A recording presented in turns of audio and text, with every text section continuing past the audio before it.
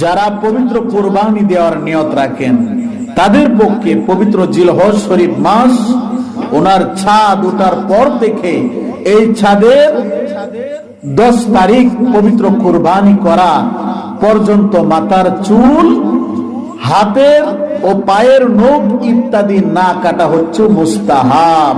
সুবহানাল্লাহ। যেমন এই সম্পর্কে পবিত্র মুসলিম শরীফের মধ্যে হাদিস শরীফ আসছে, عن حضرة أم سلمة عليها السلام قالت قال رسول الله صلى الله عليه وسلم من رأى هلال ذي الحجة وأراد أن يضحي فلا يأخذ من شعره ولا من أظفاره। মুসলিম শরীফের হাদিস, উম্মুল মুমিনিন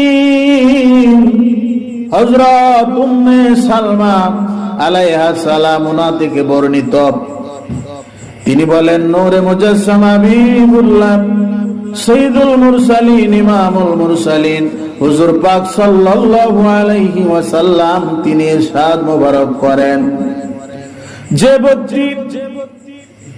ব্যক্তি পবিত্র জিলহজ শরীফ মাস উনার চাঁদ দেখলো এবং পবিত্র কুরবানি করার নিয়ত করলো, সে যেন পবিত্র কুরবানি না করা পর্যন্ত তার শরীরের চুল, নখ ইত্যাদি না কাটে। মূলত সহিহ ও গ্রহণযোগ্য মত হলো এই যে যারা পবিত্র কুরবানি করবে এবং যারা কুরবানি করবে না তাদের উভয়ের জন্যই এই আমল মুস্তাহাব ও ফজিলতের কারণ।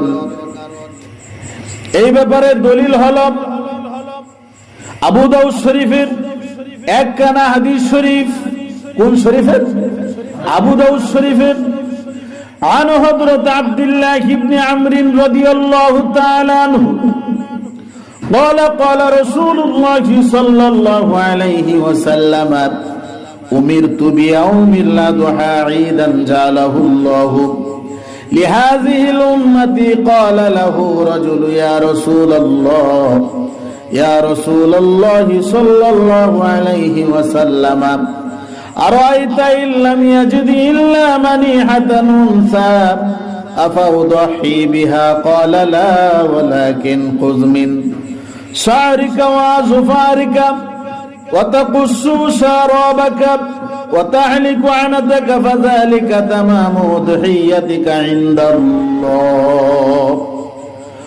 হযরত আব্দুল্লাহ ইবনে উমর রাদিয়াল্লাহু তাআলা আনহু তিনি বর্ণনা করেন, মহান আল্লাহ পাক ওনার রাসূল হাবিবুল্লাহ হুজুর পাক সাল্লাল্লাহু আলাইহি ওয়াসাল্লাম তিনি ইরশাদ মোবারক করেন, আমি পবিত্র কুরবানি ওনার দিনকে ঈদের দিন হিসেবে নির্ধারণ করার জন্য আদিষ্ট হয়েছি।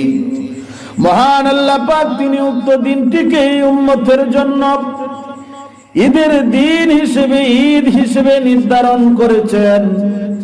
এক ব্যক্তি আল্লাহর হাবিব হুজুর পাক সাল্লাল্লাহু আলাইহি ওয়াসাল্লাম ওনাকে জিজ্ঞাসা করলেন, ইয়া রাসূলুল্লাহ সাল্লাল্লাহু আলাইহি ওয়াসাল্লাম, আমি যদি একটি মাদি মানিহা উটুনি ব্যতীত অন্য কোন পশু পবিত্র কুরবানি ওনার জন্য না পাই, তাহলে উক্ত মাদি মানিহাকে কি কুরবানি করার ব্যাপারে আপনার কি মত?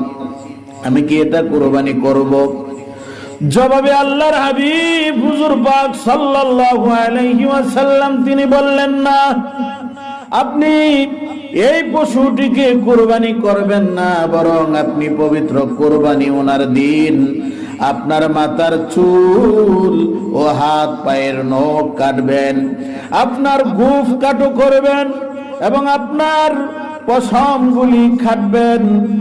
এটাই মহান আল্লাহ পাক ওনার নিকট আপনার পূর্ণ কুরবানি, অর্থাৎ এর দ্বারা আপনি মহান আল্লাহ পাক ওনার নিকট পবিত্র কুরবানি ওনার পূর্ণ সওয়াব পাবেন। উক্ত পবিত্র হাদিস শরীফ ওনার ব্যাখ্যায় উল্লেখ আছে যে যারা পবিত্র কুরবানি করবে এবং করবে না তাদের জন্য পবিত্র জিলহজ শরীফ মাসের চাঁদ দেখার পর থেকে পবিত্র কুরবানি করার পূর্ব পর্যন্ত নিজ নিজ শরীরের চুল নখ ইত্যাদি না কাটা মুস্তাহাব। আর যে ব্যক্তি তা কাটা থেকে বিরত থাকবে সে একটি কুরবানি করার সওয়াব পেয়ে যাবে। সুবহানাল্লাহ। আল্লাহ পাক আমাদেরকে এই আমলটা করার তৌফিক দান করুন। সকলে বলুন আমিন। জিলহজের চাঁদ কিছুদিনের ভিতরে উঠে যাবে।